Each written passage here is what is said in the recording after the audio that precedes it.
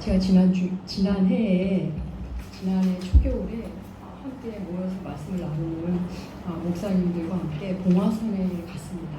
봉화산 다 아시죠? 가까운 곳에. 저에게는 너무나 익숙한 산인데 그분들은 그 산이 너무 아름답다고 연신 감탄하셨습니다. 서울 한복판에 이렇게 야트막하고 예쁜 산이 있다는 게 너무 좋다고 그렇게 좋아하셨습니다. 저는 중남구에 이사온 이후로 한 4, 5년 동안 수십 번을 봉화산을 오르락내리락 했는데 저는 그렇게 봉화산이 좋은지 사실은 잘 몰랐습니다. 그냥 야트막한 산, 그냥 봉화산이어서 간 게 아니라 그냥 산이기 때문에 그냥 아무 생각 없이 갔습니다. 근데 그분들에게는 너무나 놀랍고 좋은 산이었습니다. 저는 그분들의 반응을 보면서 내가 익숙함에 속아서 그 가치를 몰라봤구나. 그러면서 봉화산에게 조금 미안해졌습니다. 여러분, 익숙함. 우리는 익숙함을 참 좋아합니다. 익숙함을 느끼기 시작하면 편안해집니다. 익숙함과 상대되는 개념이 있다. 낯설음, 생소함, 뭐 이런 걸 겁니다. 그래서 우리는 낯설음과 생소함이 주는 불편함이 싫어서 익숙한 걸 다 좋아합니다. 공간도, 시간도, 사람도. 우리는 익숙한 걸 좋아합니다. 그래서 놀라운 것은 우리 모든 인생 속에서 공간도, 시간도, 사람도 결국은 익숙함을 향해 갑니다. 시간 안에서 결국 다 익숙해집니다. 여러분에게 익숙한 것과 낯선 것을 선택하라면 아마 나이가 드신 분들일수록 익숙한 것을, 뭐 성향과 기질에 따라 좀 다르겠지만 익숙한 것을 선택하는 분들이 아마 많을 것 같습니다. 익숙한 것, 편안한 공간, 편안한 사람, 잘 안다고 생각하는 것들, 잘 안다고 생각하는 사람 참 좋습니다. 그런데 우리가 익숙해지기 시작하면 익숙함에 속아서 놓치는 것들이 있습니다. 제가 익숙함에 속아서 봉화산의 진가를 모르듯이 익숙함은 우리로 하여금 놀랍게 우리를 속이기 시작합니다. 오늘 본문 속의 사람들도 자신의 익숙함에 속아서 은혜 받지 못하는 사람들이 나옵니다. 예수님은 회당장 야이로에 따 혈루증 여인과의 만남이 있었던 곳을 뒤로 가고 주님의 고향으로 가십니다. 주님의 고향은, 여기서 말하는 고향은 베들레헴이 아니라 나사렛입니다. 주님은 분명 베들레헴에서 태어나셨는데 어린 시절 내내 나사렛에서 사셨습니다. 그래서 우리는 주님을 나사렛 예수라고 합니다. 나사렛은 예수님의 가족과 친지와 동네 어르신들이 살고 있고 또 주님의 어린 시절 추억이 있을 겁니다. 예수님이 이미 유대 사회에서 유명해지셨습니다. 가는 곳마다 사람들이 몰려들었고 주님의 말씀을 듣고 싶어 했고 주님으로 인해 치유도 받고 싶어 했고 그런 사람들로 인해 주님은 유명해지셨습니다. 주님은 할 일도 많으실 텐데 다른 지방이 아닌 고향 나사렛으로 가십니다. 그런데 주님께서 나사렛에 가셔서 마침 안식일이어서 사람들을 가르치는데 그 주님을 본 고향 사람들의 반응은 두 가지입니다. 그들이 어떻게 반응했는지 한번 볼까요? 마가복음 6장 2절. 여러분이 주보에도 실어 놓았는데 함께 읽겠습니다. 안식일이 되어 회당에서 가르치시니 많은 사람이 듣고 놀라 이르되 이 사람이 어디서 이런 것을 얻었느냐? 이 사람이 받은 지혜와 그 손으로 이루어지는 이런 권능이 어디 있느냐? 사람들은 주님의 가르치심을 듣고 놀랍니다. 그런데 그 놀란 내용을 성경을 이야기해 주지 않아요. 도대체 무슨 말씀을 하셔서 놀랐지? 그 내용을 다루지는 않습니다. 그래서 오늘 본문의 중요한 건 그 내용이 아니라 그들의 반응인 겁니다. 사람들이 주님의 말씀을 듣고 놀라며 이 사람이 이런 걸 어디서 얻었지? 그 지혜와 권능에 깜짝 놀랍니다. 그렇지만 그 가르침에 감탄하고 이어서 그들의 반응은 너무나 놀랍습니다. 배척입니다. 배척하는 모습과 그 이유가 3절에 나옵니다.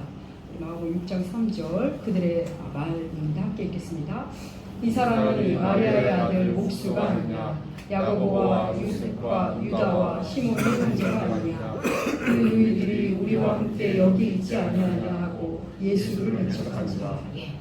그들은 예수님을 이렇게 깜짝 놀라더니 그 다음 이어지는 그들의 반응은 주님을 거부하는 겁니다. 그들에게는 그냥 마리아의 아들, 그냥 목수일 뿐입니다. 아는 집 아들내미라는 겁니다. 내가 그 집 애들을 다 아는데 그러면서 익숙함을 앞세웁니다. 유대인들은 보통 누구의 아들이라고 말할 때 아버지의 이름을 댑니다. 그러니까 보통이라면 요셉의 아들인데 이렇게 말해야 하는데 지금 마리아의 아들이라고 말합니다. 이거에 대해서 우리가 두 가지로 추측해 볼 수가 있습니다. 하나는 요셉이 죽었던가, 아버지 요셉이 일찍 죽었던가, 또 하나는 비하하는 표현입니다. 아버지가 있는데 굳이 어머니 이름을 대면서 말하는 것은 비하하는 표현, 그런 방식이었던 겁니다. 욕되게 부르는 방법인 겁니다. 예수님에 대한 고향 사람들의 반응, 두 가지 반응, 놀라움과 배척. 오늘은 이 두 반응을 중심으로 오늘 사는 우리에게 주신 하나님의 말씀을 살펴보겠습니다. 예수님은 이미 갈릴리 지역에서 유명 인사이십니다. 귀신을 쫓으시고 병든 사람을 치유하시고, 방금 전에도 혈루증 여인을 치유하셨고, 죽은 야이로의 딸을 살리셨습니다. 그리고 고향에 가신 겁니다. 사실 우리 앞서 배웠지만 이미 가족과 친지들이 예수를 향해 미쳤다고 말한 적이 있습니다. 주님을 향해 미쳤다는 소리를 들으셨건만 고향에 가십니다. 아마 사랑하는 마음으로 복음을 전하러 가셨을 겁니다. 주님은 안식일에 그곳에서 설교를 하시자, 말씀을 전하시자 그들의 첫 번째는 우와 대단하다 였습니다. 그리고 이어서 는 배척입니다. 감동은 받았는데, 놀랐는데 주님이란 존재에 대해서는 배척을 합니다. 여기서의 배척이란 단어는 여러분의 각주에도 나올지 모르겠습니다. 실족이라고 나온 책도 있을 겁니다. 여기서 배척이라는 단어는 실족으로도 번역될 수 있는 단어입니다. 스캔들이죠. 들어보신 적 있을 것 같은데, 걸려 넘어지다. 여기서 영어 스캔들이 나옵니다. 그러니까 주님을 배척했다도 되고 주님께 실족했다라는 말도 되는 겁니다. 걸려 넘어진 겁니다. 나사렛 사람들이 왜 예수님의 가르침과 그 모습에 처음에는 놀라고 감탄하다가 이어서 걸려 넘어지고 주님을 배척하는 것일까요? 감동한 후에, 놀란 후에 왜 그 이상으로 나아가지 못했을까요? 내가 잘 아는 사람이라는 겁니다. 내가 잘 안다는 겁니다. 다시 말해 익숙하다는 것에 걸려 넘어진 겁니다. 주님은 그들의 반응에 매우 담담하게 반응하십니다. 선지자가 자기 고향과 자기 친척, 자기 집 외에는 존경받지 아니한 곳이 없단다. 다시 말해 선지자는 자기 집, 자기 고향에서는 존경을 받지 못한다는 겁니다. 이 말은 당시 유대인들의 속담이었습니다. 속담 같은 말이었습니다. 일종의 속담. 유대인의 역사를 보면 하나님의 말씀을 전하는 선지자들, 예언자들이 존경받고 주목받았는데 고향에서는 유산히 배척을 받았습니다. 외면당하게 있었습니다. 그래서 생겨난 말입니다. 선지자들도 그랬고 주님도 그러셨고. 왜? 친척과 자기 집, 고향에서는 배척을 당하는 걸까요? 바로 익숙함 때문입니다. 내가 잘 안다는 겁니다.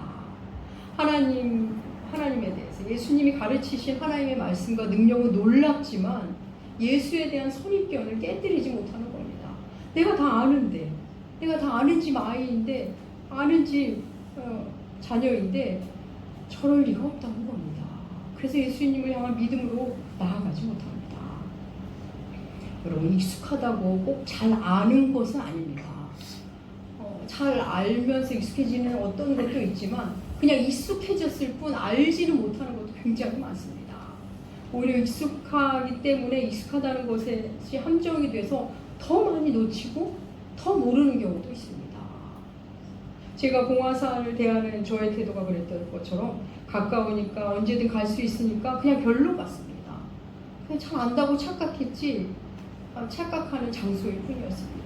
여러분, 그럼 우리 관계는 어떨까요? 관계는 어떨까요? 공간도 장소도 가치도 모르고 그냥 편안하니까 함부로 대하듯 관계도 그럽니다. 사랑하는 여러분, 여러분은 누구에게 상처를 받으십니까? 여러분에게 가까운 사람, 익숙한 사람, 여러분이 익숙한 사람에게 여러분이 상처를 주고 또 나를 익숙하게 여기는 사람이 나에게 상처를 줍니다. 익숙함은 우리의 태도에 영향을 주기 때문입니다. 가정에서도 그렇고 교회에서도 그렇고 직장에서도 그렇습니다.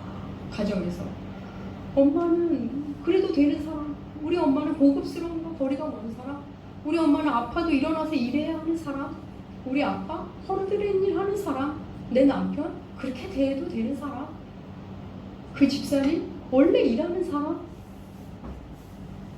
어느 집사님 늘 원래 쓰레기 치우는 사람? 우리는 이렇게 생각합니다. 그게 그냥 익숙해진 겁니다. 그런 생각으로 서로에게 상처를 줍니다. 시간 속에서 익숙하고 편해져서 서로를 존중하는 법을 잊어버립니다. 그래서 서로를 함부로 대하고 함부로 판단하고 무례해집니다. 우리가 익숙함에 속아서 무례하고 무시하고, 그리고 놀라운 것은 상대가 변하면 왜 변하냐는 겁니다. 난 당신의 변화에 익숙하지 않으니까 원래 내가 익숙한 곳으로 돌아가라고 종용합니다. 왜 변했냐며 놀라고 실족하고 배척합니다. 나는 그거 너한테 달라진 너에게는 익숙할 마음이 없다는 겁니다. 사랑하는 여러분, 가까워지면 가까울수록 익숙해지면 익숙해질수록 함부로 대하는 것, 우리의 죄성이 가진 또 하나의 모습 중에 하나입니다. 그러면서 우리는 그 상황이, 그 시간이, 그 공간이 얼마나 소중한지를 모르는 채 그냥 살아갑니다. 여러분 그거 아십니까?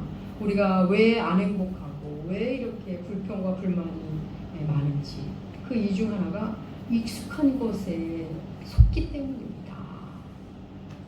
익숙한 것에 좀 낯선 시선으로 보면 감사와 행복이 있는데 늘 먼 곳에 행복이 있다고 생각합니다. 늘 다른 곳에 뭔가 있다고 생각합니다. 그래서 늘 멀리서 찾아 헤매기 때문에 지금의 여기에서는 불행을 느끼는 겁니다.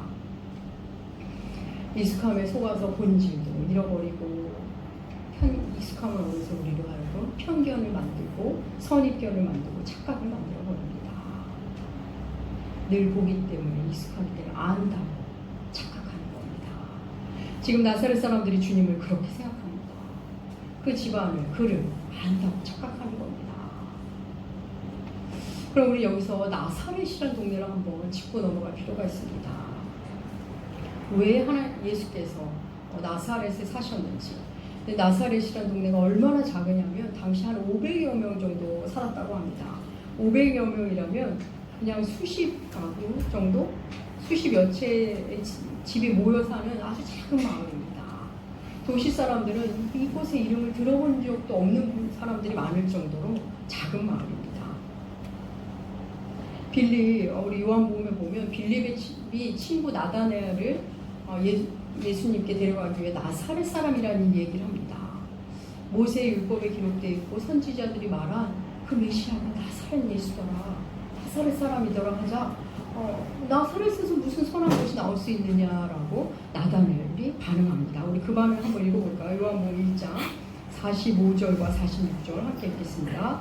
빌립이 나다나엘을 찾아이르되 모세가 율법에 기록하였고 여러 선지자가 기록하였고 우리가 만났으니 요셉의 아들 나사렛 예수니라. 나다나엘이 이르되 나사렛에서 무슨 선한 것이 날 수 있느냐. 빌립이 이르되 와서 보라 하니라. 나사렛에서 나사렛에서 무슨 선한 것이 날 수 있느냐. 빌립이 나사렛 얘기를 하자, 나사렛 예수라 얘기하자 나다나엘이 그런 얘기를 합니다. 무슨 그런 촌에서 대단한 것이 나올 게 없다는 겁니다. 나사렛은 그런 취급을 받는 아주 작은 마을이었습니다. 그곳에서 예수가 자라났습니다. 그럼 왜 하필 나사렛이었을까요? 왜 주님은 나사렛에서 자라시고 또 나사렛 예수라는 이름으로 불리게 된 걸까요? 그것은 우연이 아닙니다.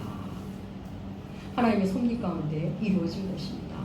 여러분 마태복음 앞부분을 기억하실 겁니다.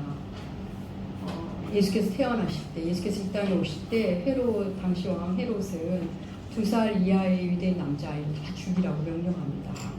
그때 하나님께서 요셉에게 꿈으로 현몽하셔서 주의 사자를 통해 현몽하셔서 애국으로 피신을 가게 하십니다. 그리고 헤롯이 죽은 후에 이제 다시 돌아가도 안전하다고 또 요셉에게 말씀하십니다. 그때 정착하게 된 곳이 바로 나사렛입니다. 그 말씀 한번 읽어볼까요? 마태복음 1장 23절입니다. 함께 읽겠습니다. 나사렛이라는 동네에 가서 사니 이는 선지자로 말씀에 나사렛 사람이라 칭하리라 하심을 이루려 함이로라. 예. 왜 하필 나사렛이었는지. 좀 더 근사한 도시가 아니라 예루살렘. 아니 최소한 여리고 정도는 돼야 하지 않나? 아니 최소한 이렇게 작은 마을을 아니어야 하는 게 아닌가 싶지만 오늘 마태복음 1장 23절은 말합니다. 말씀을 성취하기 위함이라고. 말씀의 성취를 위해 나사렛에 가서 사셔야 한다고 말씀합니다. 사랑하는 여러분, 예수님은 나사렛 사람이라고 칭함을 받으셔야 했습니다. 나사렛이라는 작은 마을에 사시면서 결국 나사렛 사람은 부정적이고 비하적인 그런 수식어를 달게 하신 것 모두 하나님의 계획과 섭리하에서 이루어진 겁니다. 주님이 고향 나사렛에 방문하신 것도 그렇습니다. 주님은 나사렛 예수였고 나사렛 예수여야만 했습니다.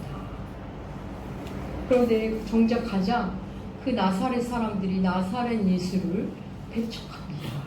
받아들이지 않습니다.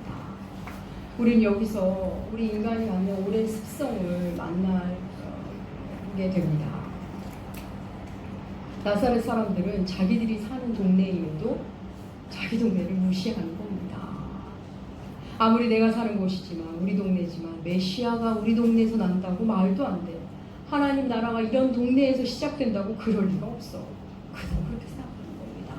자기가 속한 곳이면서도 자기가 속한 곳을 무시하는 겁니다. 메시아가 오시면 이런 동네에 오면 안 되지. 나같이 약하고 무명한 자로 별 볼 일 없는 모습으로 오면 안 된다는 겁니다. 뭔가 아래서 태어나시거나 왕궁에서 태어나시거나 그게 아니면 최소한 유명한 도시에서 태어나시면서 자라야지.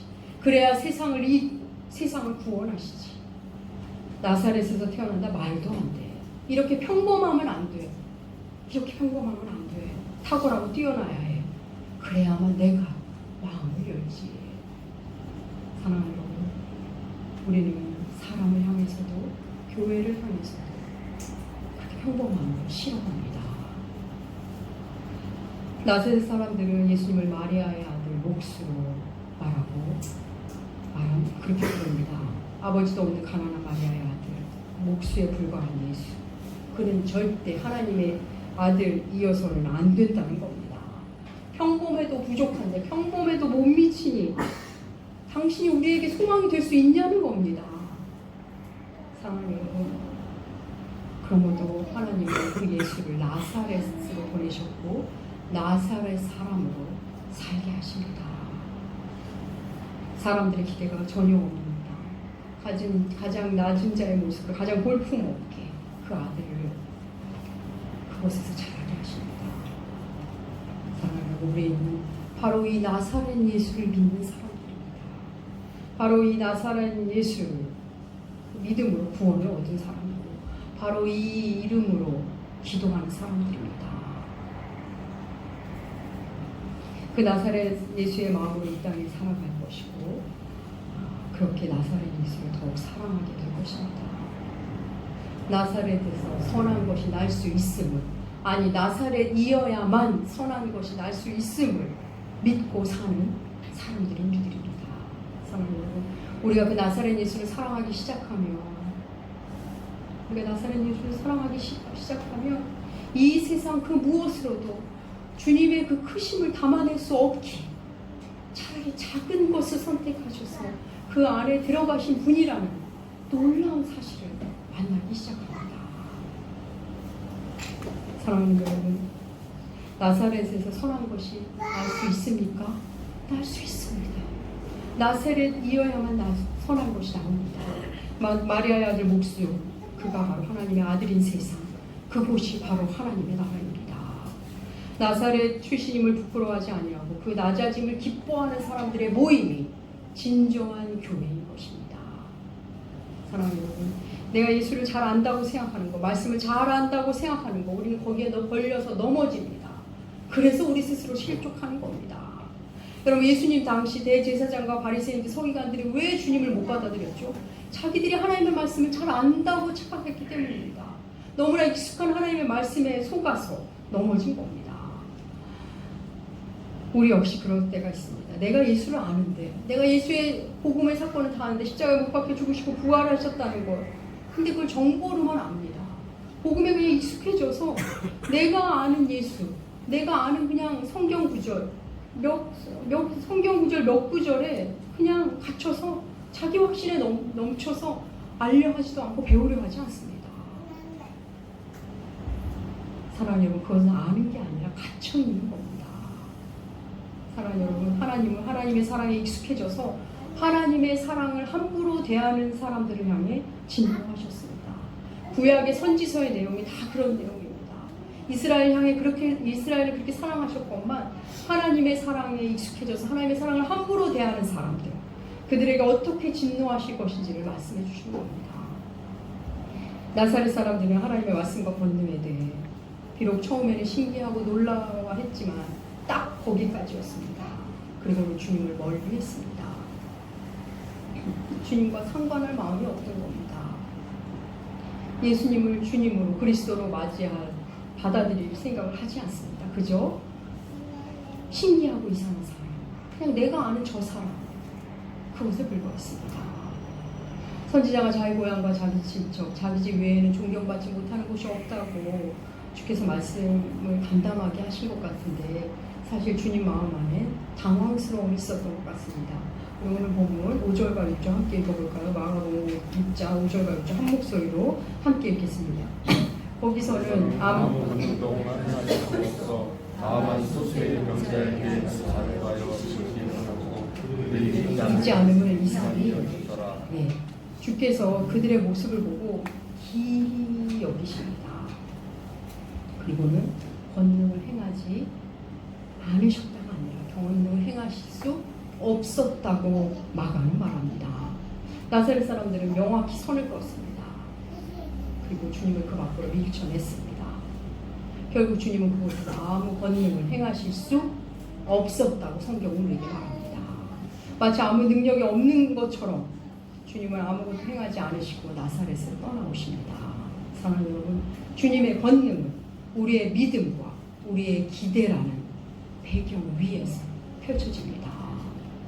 사랑하는 여러분, 은혜가 코앞에 와 있는데 주님이 여기까지 오셨는데 우리가 믿지 않으면, 우리가 기대하지 않으면 주님의 권능을 못 만납니다. 주님의 임재 안으로 들어가지 못합니다. 하나님이 주시지 않는 것이 아니라 우리가 배척하고 걸려 넘어지는 겁니다. 익숙함에 속기도 하고 평범함을 못 견디기도 하는 게 우리 보통 사람들의 모습이 맞을 겁니다. 신앙도 그렇게 평범함이 싫어서 익숙함에 속아서 그 가치를 잃고 뛰쳐나가고자 하는 사람들이 얼마나 많은지 모릅니다. 익숙함에는 설레임이 없습니다. 평범함은 식상하고 지루하기까지 합니다.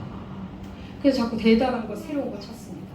그런 사람들이 여러분 이단이 얼마나 새로운지 모릅니다. 그런 곳을 찾아가기도 합니다.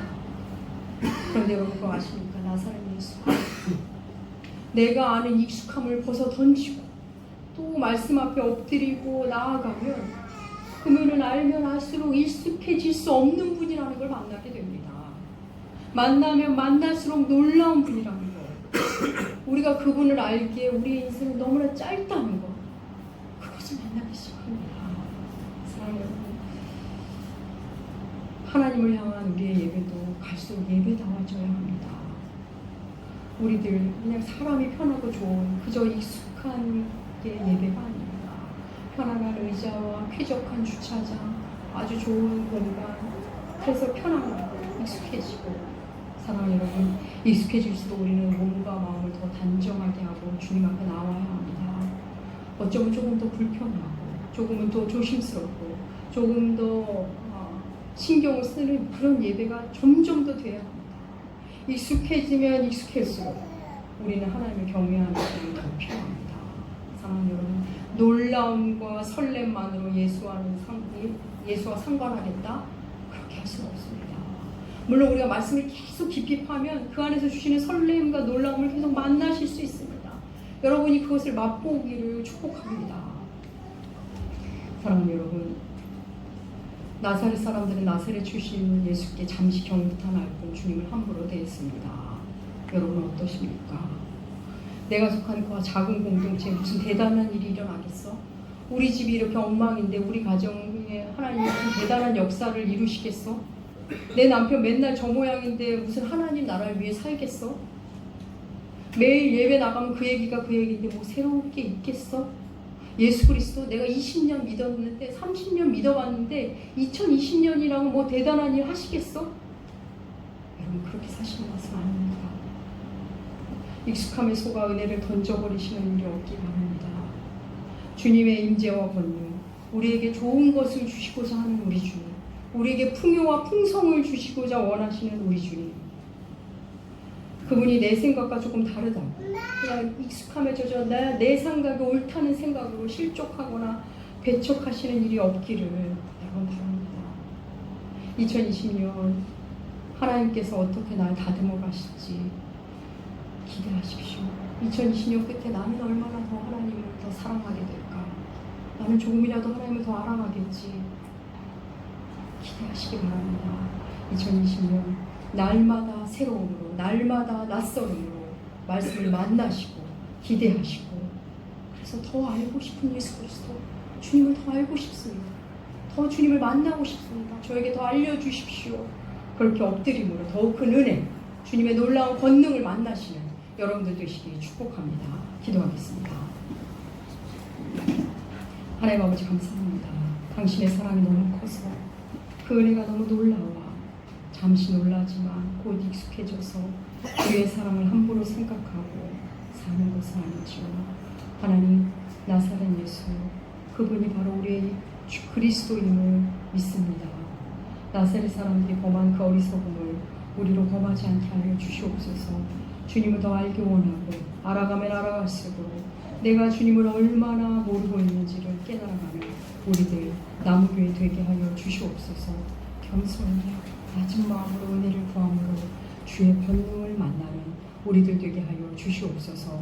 감사드리며 존귀하신 예수님의 이름으로 기도합니다.